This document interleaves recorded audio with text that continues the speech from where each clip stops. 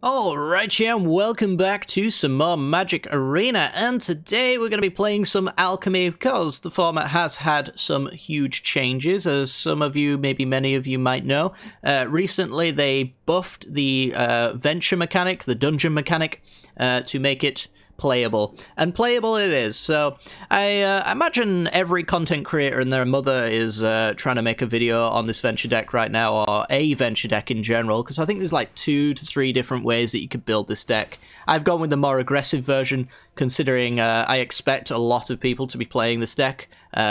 This deck will adventure quicker than most other adventure decks, and that does give me a little bit of an edge. But yeah, I've got to mark my territory since all the other content creators are doing it. So shall I. We're going to be playing black-white adventures today. You can do it in an Esper kind of way, you can do it in a blue-white kind of way, you can do it in an Abzan kind of way. There's lots of different venture cards that you can play around with. The black-white one, I think, is the most aggressive version of it. Which is the one I'm choosing to play around with, and I've had pretty reasonable results with it so far. If you play it in the play queue, you'll just get non-stop mirror matches, so be aware of that. That's at least what my day 1 of testing felt like anyway. Day 2, I've put it into ranked, and that kind of has stopped a little bit. But yeah, it's still a pretty fun deck. Lots and lots of decisions to be made here. And quite a fair few of the matchups are going to be won or lost based off the decisions that you make, not based off of your top decks and things like that. Because there's a lot of ways to draw extra cards here, manipulate the top of your deck, and manipulate your opponent's life total, as an aggro deck loves to do. So yeah, let's talk about, I guess, some of the changes, because some of you might know about the dungeons. You can go into one of 3 dungeons, if you see them on the right of Barrow in here. You can go down the Dungeon of the Mad Mage, you can go down the Lost Mine of Phandelver, and you can go down the Tomb of Annihilation. With this deck, we're going to go down either Dungeon 2 or Dungeon 3, primarily Dungeon 3, and I guess I'll talk about that one above all else. The reason we're going to be going down Dungeon 3 is because it's quick to complete. It leaves you with a 4/4 death-touching creature, and all the life loss going down the left-hand side of this dungeon hurts your opponent more than it hurts you, and it will close out a game very quickly, eventually leaving your opponent in a position where they have to start sacking permanents and discarding cards, or they die, which leaves them with less options to deal with your board state, which is wonderful. So, talking about the venture cards, Barrowin of Clan Undur, 4 mana 3/3. When it enters the battlefield, you venture into the dungeon. So if you haven't ventured yet, you pick one of the dungeons. As I said, it's kind of matchup dependent, but you're either going to want to go down 2 or 3 with this deck. And if you don't know which deck what deck you're going up against, it's usually best to go down number 3. So when it enters, you go to the top one, in this case, lose life, and whenever it attacks, you return up to 1 creature card with mana value 3 or less from your graveyard to the battlefield if you've completed a dungeon. So again, this card cares about completing dungeons, so it is in our best interest to complete the quickest one. That being said, it is pretty quick to complete this one as well. You can go down it in 4, the same way you can go down this one in 4, but this one having a 4/4 as an extra attacker is very good. And also the 4/4 Death Touch holds back a lot of your opponent's big creatures as well, so it will stall out a board state if you need that to be the case as well, which is why I think going down this one blind is quite good, because if your aggression stops, this one has a way of keeping your opponent from building up a board state that kills you, because that Death Touch, nobody wants to attack into that. So yeah, once you can start reanimating 3 or less mana value creatures on the attack with Barrowin, then you get into the rest of the deck. We got Nadar, Selfless Paladin, I think the second best venture card in the deck. 3 mana 3/3 with Vigilance. When it enters the battlefield or attacks, then you venture into the dungeon. As long as you've completed a dungeon, it is a lord for all of your other creatures as well, +1/+1 to each of them. Which is wonderful, because in the second dungeon, you even get to make tokens, and those tokens will be 2/2s with Nadar around, and Barrowin can attack and reanimate Nadars, giving him +1/+1 when he attacks, which is wonderful. Love it. Nadar, also having Vigilance, plays around with one of the rebalanced cards, the Dungeon Descent. Only running 2 of this in my deck for a couple of reasons. The primary reason is the honest reason, which is I only have 2 copies and I don't really want to spend a wildcard on it. The second reason is it's a colorless source, and that kind of gets in the way of another rebalanced card, which is Triumphant Adventurer, which is a 2-mana 2/1 with white and black in its restriction.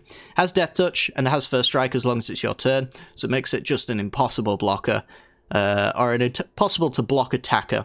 And when it attacks, you venture into the dungeon. So you got to be completing dungeons, because nobody wants to block this. But yeah, that's the reason why I'm not running this colorless land, because I really don't want to screw up the fact that the earlier you get this card down, the better it is. It's kind of like the Ragavan of Venture decks. So yeah, going to concern yourself with that. Acererak has changed a little bit as well. Acererak now gives you a 2/2 whenever it attacks, as opposed to, I think, making your opponent sack a creature. I don't remember what it actually used to do, but we're going to be playing around with it either way. I think this one's the weakest link of the Venture cards, honestly, because it enters as a 5/5 and doesn't do anything if you've completed a dungeon. And as I said, we're going to be wanting to go down, number 3 a lot of time, which is the one that's required to complete in order to have this card stay on the battlefield when it ETBs. And it doesn't ETB and Venture, which is sad. I think it should. Cloister Gargoyle is 2 mana instead of 3 mana now, which makes it a nice little curve solver, because honestly, like, the 2-drop slot is kind of weak until you have Cloister Gargoyle being a 2-drop, which is wonderful. And then it becomes a 3/3 flyer and ventures when it ETBs. Precipitous Drop, again, used to be a 3-drop, now it's a 2-drop, so nice smoothing of the curve there, makes it more aggressive. It's -2/-2 for 2 mana and Venture, which is good value on its own. And if you complete a dungeon, suddenly it's -5/-5, giving us toll removal for any creatures our opponent might play. As a side note, we also have toll removal in the form of Vanishing Verse, but also any kind of permanent value as well. Exiling a monocolored permanent should hit anything that the drop doesn't. I think that we've got the ability in this deck to hit just about any permanent in the format right now, and anything that we don't hit, I think for the most part, we probably won't care too much about. Fate's Reversal it's a card. It's a card. 1 mana, return a creature card from your graveyard to your hand, venture into the dungeon. So it's a 1 mana venture, which is nice when we're trying to complete dungeons. It's also a little bit of recursion as well, so we're a little less stuck on top decks, because no doubt we'll have kept a hand with a good card in it. So if our opponent sweeps the board or removes a creature, Fate's Reversal gives us back that good creature. So it's kind of like a top deck that we can guarantee is a good card. But it's still a 2-of, because we don't really want this in our hand when we're being super aggressive. We kind of want it in the late game when a couple of creatures have died and maybe like the Barrowing hasn't been reanimating things. So it can be a little bit of a sticky sore spot in anything, I think, other than 2 copies. So pretty cool there. Other than that though, guys, that's going to do it, I think, for the deck tech portion. This deck is pretty good. I don't think it's going to get you to Mythic, so craft at your own risk. But it's a lot of fun to play around with. If you've got the cards, I do recommend playing it. If you have to spend 1 or 2 wild cards on it, I think it's probably worth it. But again, if you're trying to grind to like Mythic or anything like that, it's probably not the deck for you. But if you're playing Magic Arena for fun, who does that? But if you somehow, for some reason, play Magic the Gathering for fun, this deck is fun. So I recommend it on that basis. But yeah, hopefully you guys enjoyed today's video. Like, subscribe if you haven't yet done so already. Let's get to the gameplay. This video is brought to you by the generous support of our wonderful patrons and channel members that you see here. If you'd like to support the channel and get access to cool content like sneak peeks, bonus videos, polls on future content, or access to a personal deck critique from myself every month, then hit the join button down below, or check out the Patreon link in the description. With all that said, let's get into the gameplay. Okay. This hand is okay. Let's turn to Cloister Gargoyle, and then we can drop some Shambling Ghasts, which we can make treasures to get to the Barrowing. Could do with a little bit of removal, but maybe it's just bad in this matchup, who knows. Say hello to our opponent. They're on a mono-white deck. Hopefully it's not too life game focused, because that would be annoying. We did get our planes, which is nice. I think because I want more swamps, I'm going to go for the scry. There we go. There's a black sauce. So that's Barrowin's ready to go. Voice of the Blessed. Yeah, cards like that are the ones that I'm really kind of concerned with here. Let's go Gassed and Gassed. Really need to find that that key card in our deck called Precipitous Drop. Vanishing Verse would be good. No life gain there because we're equal on life. And, well, we keep drawing more lands, but I guess at a certain point that's okay. Just make a token. And hold back. Our opponent's durdling, we're durdling. Let's see who durdles better. I think if that voice was multicolored, I'd be a little bit more concerned with it. They just foretold a card. Huh. Oh, this Nadar's very good. Nadar ETBs. And they've got 4 points, so I'm going to put a counter on Barrowin here. And then we're going to swing in with the whole team, get that attack trigger with Barrowin to complete the dungeon. Does he not? Oh, he doesn't venture on attack. Oops. I was thinking I had a gargoyle. Alright, that's our opponent blocking for damage. Because they've got Doomscar in their hand. But that's fine, because we got a Barrowin. ET being, yeah. New treasures.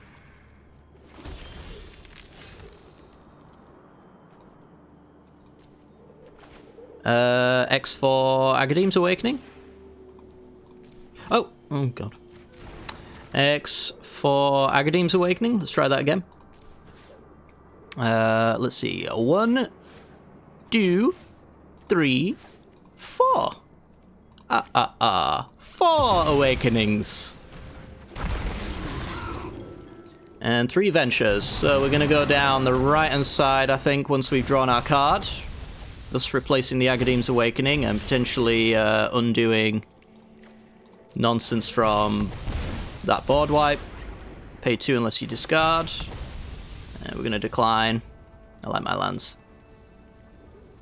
Might need it for a future Agadeem's Awakening. Alright, how's that Doomscar? Hallowed Haunting. We've got at least a turn of attacking before they Doomscar us again, and this board state is perfectly acceptable. I mean, even now, that removal of choice should have been best served on Barrowin, because Barrowin just attacks and reanimates Nadar, giving us the venture anyway, so yeah, pretty good. It's a deck that has cards that care about being on the board while also removing things from the board. Is this a tier deck? I don't think it is. On to the next one. Alrighty, we're in on the play, and this is a playable hand. We've got turn 1 Shambling Gas, turn 2 Gargoyle, or we could do Village Rites to take care of an X1 that our opponent plays. For some reason, the game has decided to put us against a silver player. But to be fair, silver and gold in this game aren't too far behind rank-wise. So maybe our opponent just hasn't played in a while, and they've got a big old tier deck like Mono Green. I'm going to go with Cloister Gargoyle. I think we're going to go down the life total draining side of things. I want to finish the dungeon as quickly as possible so that my Precipitous Drops will hit most mono green creatures. That being said, we got the Vanishing Verse as well, which is really nice. Can go for the Village Rites and still find a 2-drop to play that might do a wonderful little thing. So yeah, I think we're just going to go really aggressive on the creature removal here. I'm going to bolt myself as well to Village Rites. I guess I could wait on the Village Rites. Yeah, I think I'll do it end step, just in case they play a creature here and have a Blizzard Brawl.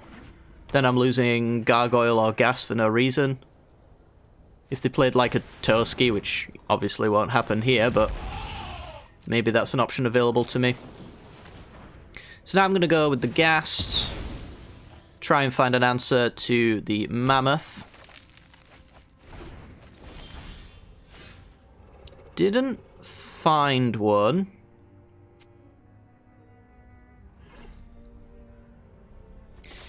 Let's think about this. So I could do Fate's Reversal. I don't think I want to go down the right side. It so very rarely is a good idea to go down the right side. It wouldn't benefit me all that much either. But I don't mind the idea of just going Acererak. Paying the 2 here.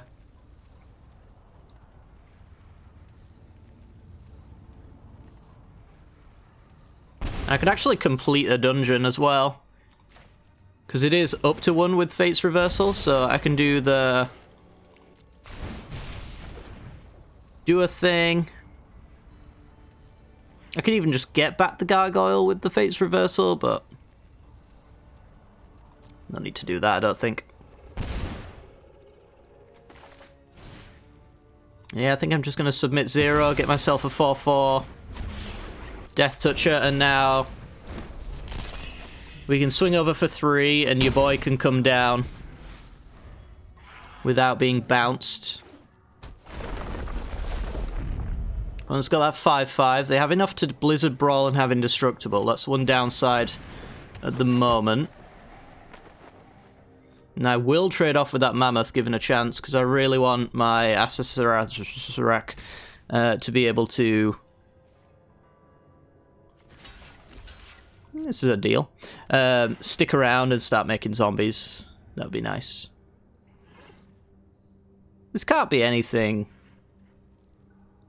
crazy, right? It could be like Inscription fight the Gargoyle, and then it's just a 2 for 2. Maybe they didn't know I had Death Touch on that token. Pack Leader, okay. Nadar is not a bad one. I dare say we're going to do Nadar here, because it gives a Lord effect and allows me to pick one of these wonderful little options. I'm tempted just to go back down the Tomb and Annihilation. But I think I might go down Lost Mine this time. I want to do some scrying. If I get a Swamp, then I can activate the Agadeem's Awakening X2, so Gargoyle and Shambling Gas that might die here get to have their time in the sun.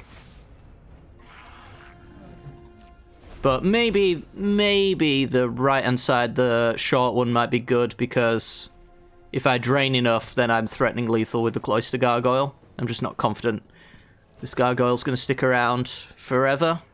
I'm kind of assuming that it probably will just end up dying. Walled Oddity. And if it ends up dying, the Swamp guaranteed for the Awakening. There you go. Is good for me. So now I could Awakening X2.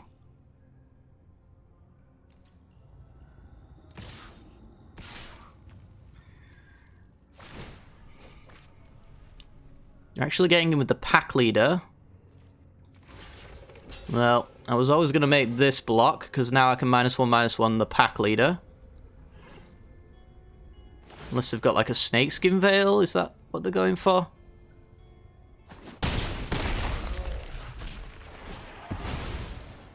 It is what they're pretending to have.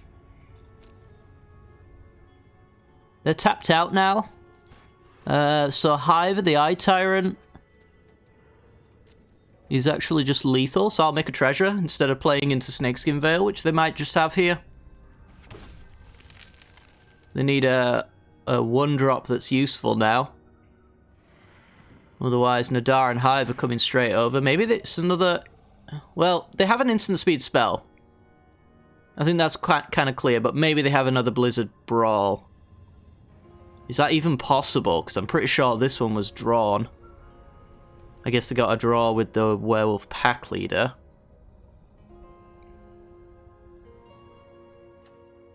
I do get a treasure and a goblin.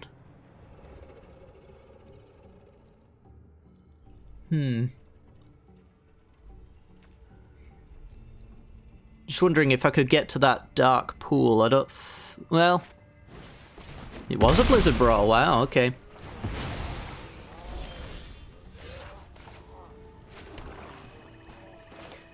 So now I can do an X3 Agadeem's Awakening.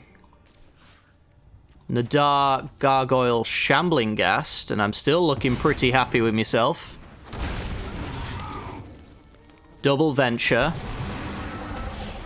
Let's go with Token, which is actually a 2/2. Let's put a counter on something. Yeah. Alright. Well, we ended up pivoting, but we left ourselves with the option to pivot, and I think that's ultimately why we did end up winning this game. They did have the other Blizzard Brawl. I think they had Brawl Snakeskin Veil. I think they were hoping that I would -1/-1 with my Shambling Ghast, thus denying me the opportunity to treasure because it would fizzle.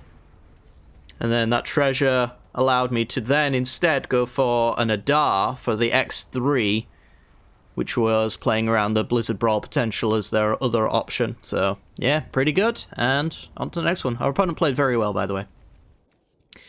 Alrighty, on the play. Ooh, could this hand get any better? I guess Fate's Reversal being like Village Rites or Deadly Dispute, or even a removal spell, I guess, but I don't even know if this hand really needs removal just yet. So, very happy with this one. Let's go turn 1 Shambling Ghast, pass the turn. Get that Triumphant Adventurer down, and then see where we go from there. Oh, yes. Mono white. I do think creature matchups are this deck's strong suit, for sure. So if this ends up being mono white, I think we're in a pretty good spot there. We can adventure to our heart's content. Now, black-white control's a different story entirely. That's a weak spot. So let's hope it's not that. Which it almost certainly will end up being. Okay, we're gonna go... Let's see. So I can attack him with everyone without any issue. So let's go ahead and do that. And I think we're going to go down the 2-man Annihilation and get this game over as quickly as possible. If they block the Ghast, then they lose the Aspirant.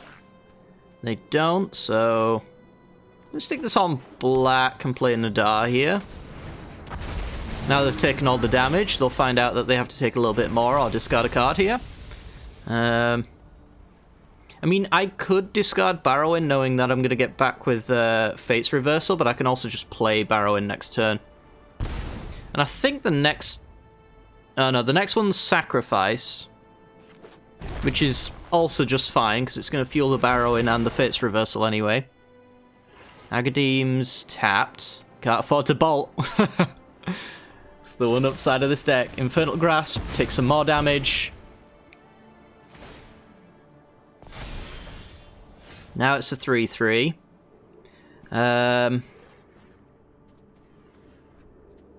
So I've got an attack and I've got a finished ability here. I want to make sure that Barrowin's the one who finishes it, I think. Oh, actually, I should have gone to... I think I should have gone to combat because... sorry, played Barrowin first, because then I would have completed it and then it would have boosted the Shambling Ghast here.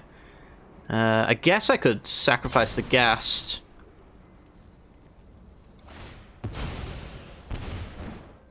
Just give the Aspirant -1/-1 so that I don't have to lose the Nadar unnecessarily. And then we're going to go barrow in and start again, I think.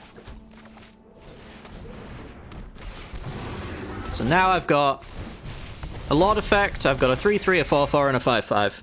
And our opponent's at 6, looking down quite a nasty looking board. So we kind of hope that they don't have Meet Up Massacre. That would suck. Most of their removal, Infernal Grasp, takes them down damage as well, so they're going to die to the backswing if they try to use Grasp to remove things. Drop clears the way. It's a very good draw for us there.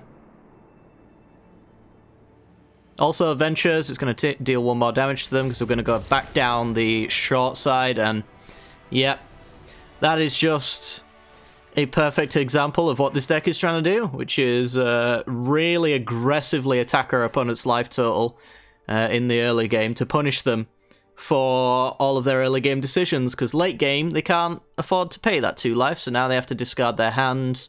They can't really attack the board anymore, it's too much for them, and yeah, we take the victory. On to the next one.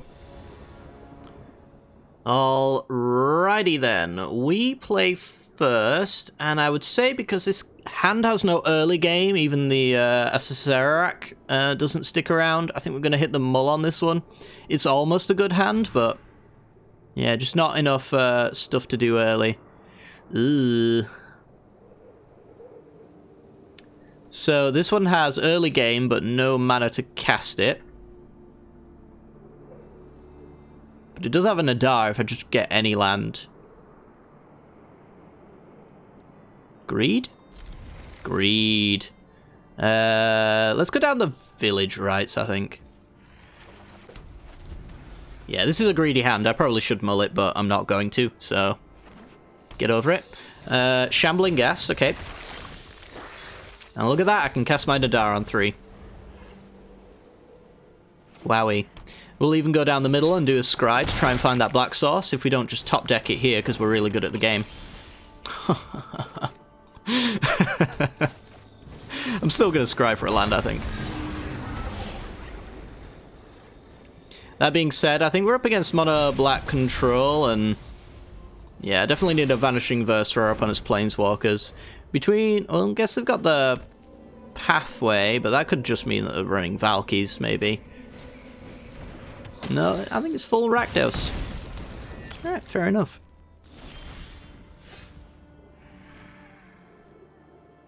So, I've got Dungeon Descent.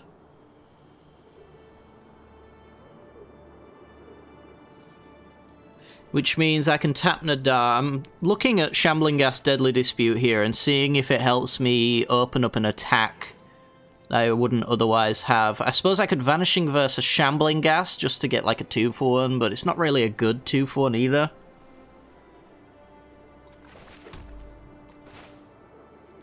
I don't have a double black, so I'm a liar. I do on the treasure token attack, though.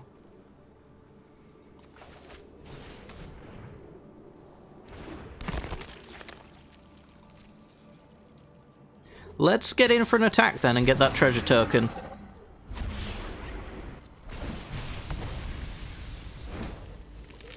I don't know if giving them an Eye Twitch or a Shambling Ghast trigger here is necessarily worth it. Yeah, this worked out. It's fine. I don't imagine they get anything too terrible here. If they get any kind of removal, I've got Deadly Dispute to punish. Yeah, the most likelihood is that they're going to just go with Environmental Sciences, so yeah, I'm just going to pass here. We're going to go Dispute. I'd love to just see them go for the -1/-1 here, but they're going to go for the treasure instead, which makes sense to me.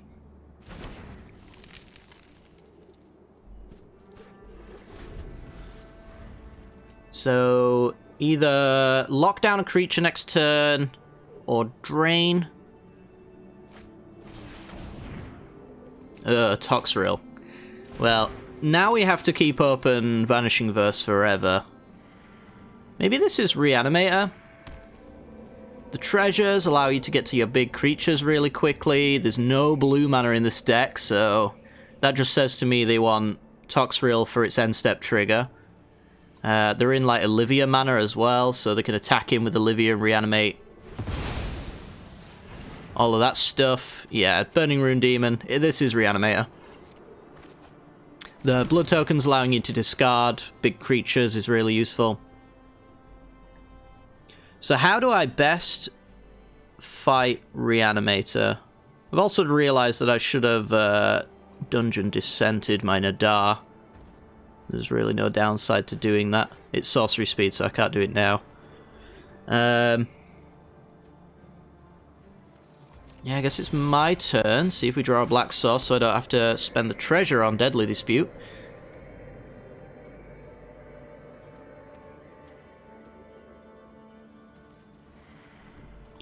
Let's...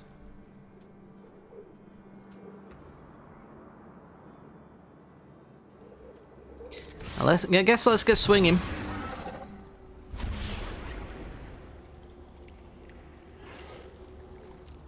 Just lock down the Epicure. Don't imagine the drain's particularly important here. Looks like my game has crashed. Fantastic. Just arena things. Happens every day. Don't worry about it, guys. It's just part of the game. This is how it works. I'm probably going to time out, and it's going to be our opponent's turn, and that Toxriel's going to be out and doing nasty things, but here we are.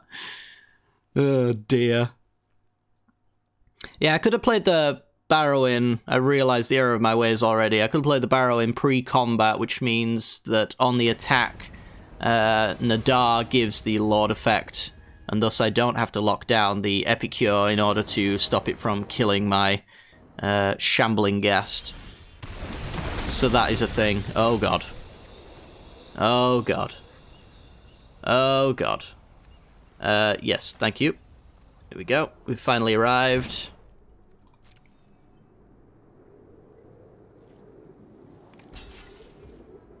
And they just block.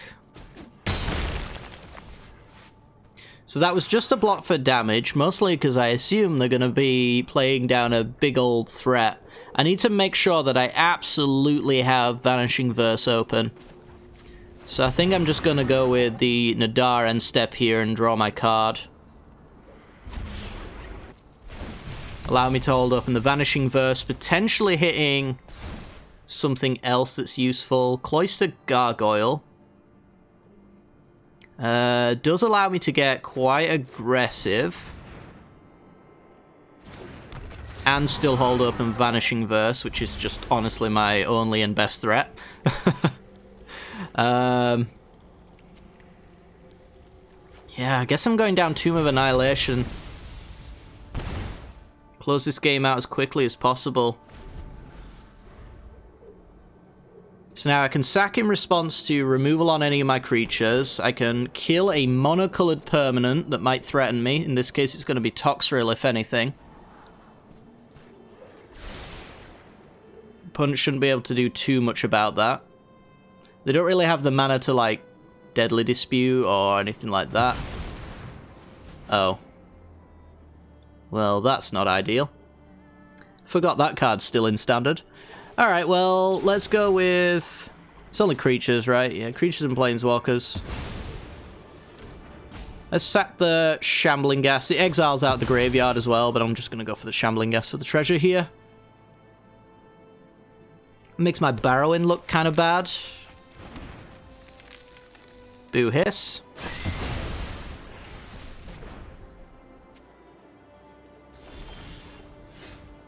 Yeah, kind of brutal. How does Precipitous Drop line up? It doesn't really. It hits an Olivia, I guess. Am I just gonna go for Barrow-in? Or do I want to do, like, double Accessoric? Again, I think I want to make sure that I'm holding up and Vanishing Verse at all times. And I can technically do that with Barrow-in, but it costs me treasures. I think that's fine. It's going to telegraph a little bit that I have something in my hand because I'm not using a treasure to Dungeon Descent. But the discard here might not be doing me any favors. I am going to get rid of the Serac, because if I can... Velamarcus, oh no. That's pretty good, that's a pretty good target. If I can... Tomb of Annihilation, I can reanimate with Barrowing on the attack. Which I think is doable. Like, if I drop a creature and reversal... Another 6/6 into the yard.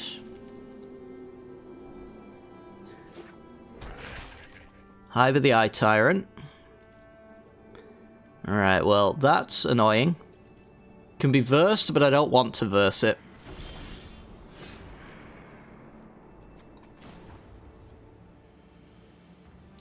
So we're going to go activate Barrowing.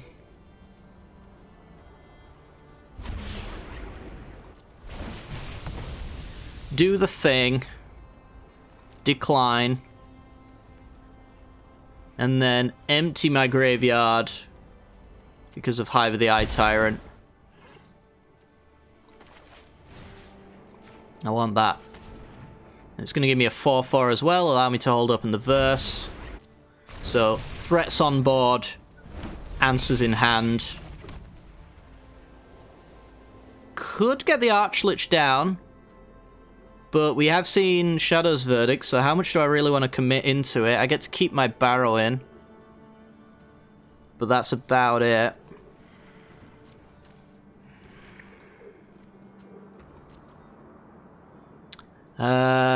It would allow me to scry.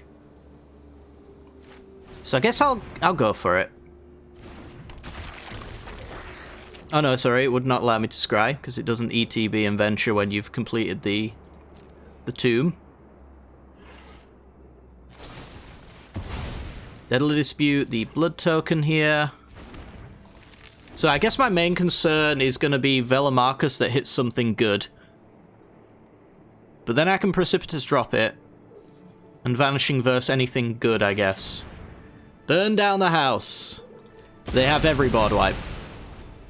They all exist for our opponent. Okay.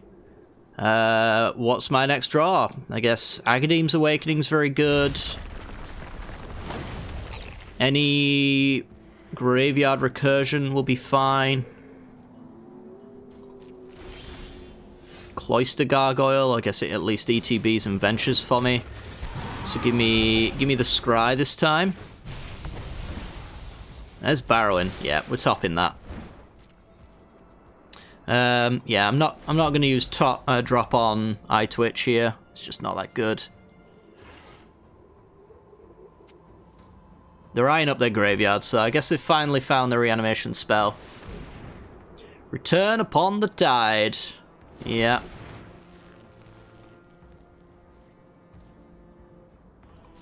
So I can't verse it, but I can drop it. Drop it like it's hot. Whiffs on Velamarcus. I'll take the 5 for now. So yeah, I think they're strictly on top deck reanimation only. So that's a -5/-5. A venture here. Give me a goblin token.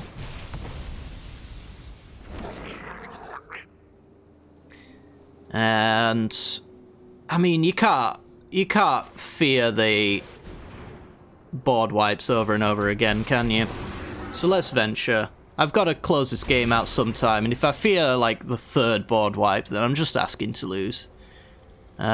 Drain. I guess I'll go for the drain.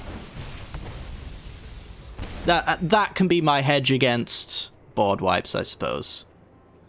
If I attack here, I give my opponent like Mascot Exhibition, which would be extremely annoying for me, so I'm going to say no attacks. It's not worth a 1/1 being off the board. Aggro Mauling, sure. Pass the turn.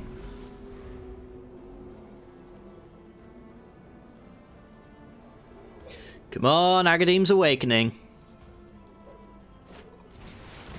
Another Return Upon the Tide. Alright, we have the Vanishing Verse for this one. They're going to tap out of potential Deadly Dispute. Village Right's the only option here. Got him. Got your Mountain. And there's a playable in hand. Nadar is not a bad one. Nadar is, in fact, pretty good. Venture, draw. Beautiful. Absolutely gorgeous.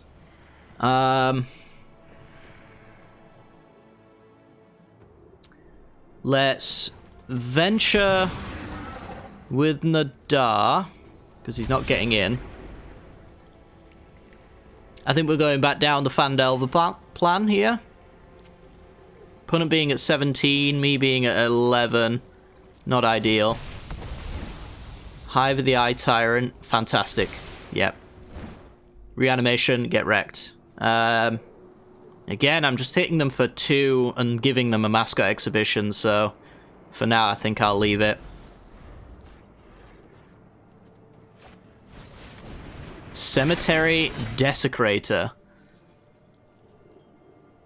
So this is a nice little bit of removal for them. They just ate my Barrowin, I think, to hit my Nadar. So I have a Barrowin and a Nadar.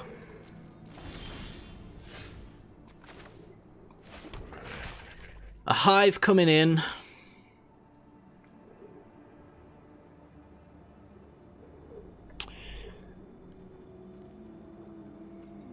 Yeah, I still think we hold back. I'll double block the Desecrator, I think, because then that gives me a 2 for the Awakening. On black for a Scry. What's this last card? Is it just another...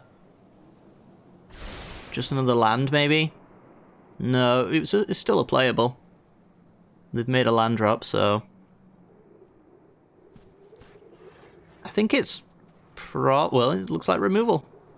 I was going to say it's probably like a Deadly Dispute, but no, it's a Shatter Skull Smashing. Alright, nothing I can do here.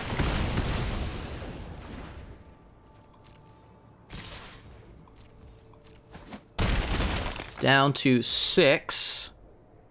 Still nothing I can do. Shambling Ghast. So I'm going to go X for Awakening. Barrowin. Cloister Gargoyle. I think we'll just go with the Nadar for the ETB. Barrowing can bring back Acererak anyway.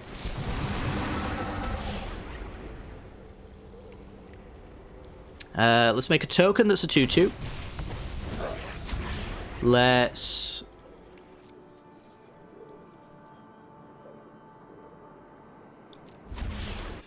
I think we'll put a counter on this token, and then we'll draw a card as well. Pretty great turn for us. Drew a drop for the Desecrator, perhaps. Maybe even a follow-up removal creature here. We can hit most of their reanimation targets. And they're holding back.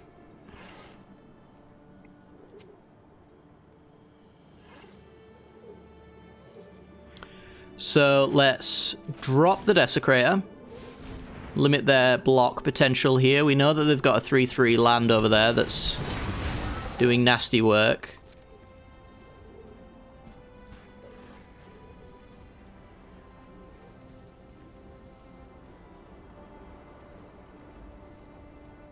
That can do a thing. Let's see what thing it wants to do. It's going to go for a 3.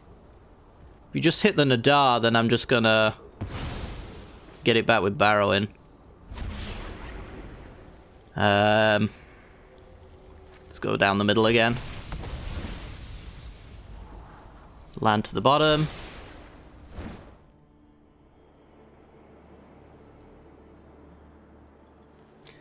Let's I guess actually if I play this on black, I can activate the hive.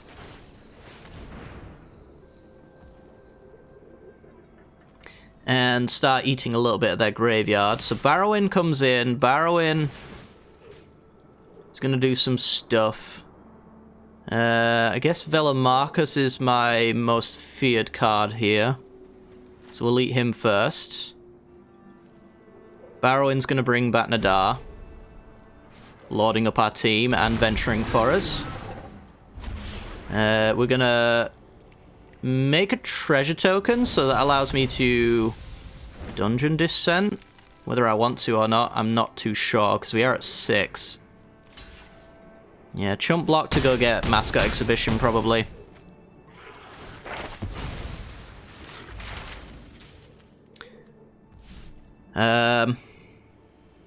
Yeah, so I've got the choice between Shambling Ghast or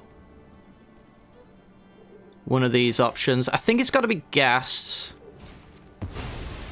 So I could block the hive, just in case they hit like Velamarcus and somehow manage to also animate the hive. I don't know if that's even possible, but it's still just more bodies on board. I'd switch, so 4 blockers. No cards in hand. I've got a drain, I've got a attack trigger to nullify the 4. No reanimation from Barrowin here. So what does an all attack look like? I think it looks almost perfect here.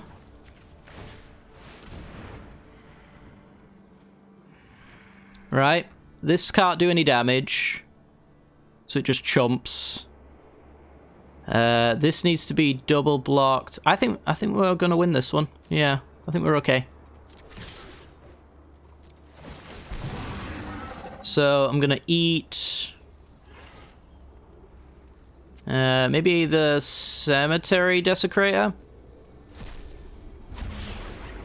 Drain for 1 I could also do if I drained, so they're gonna block. They're going to 5. I think they're dead on a drain anyway.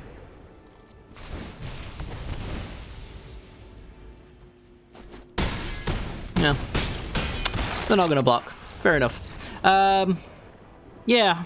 I think they were dead no matter how they blocked there, right? Ah, the good old 1-pip tier 1. Into platinum. Fantastic. Alright, well that was a pretty cool game. I liked our opponent's deck, although it flailed miserably when it didn't find its return upon the tides. But cute deck anyway. I've always enjoyed reanimation. Reanimation decks.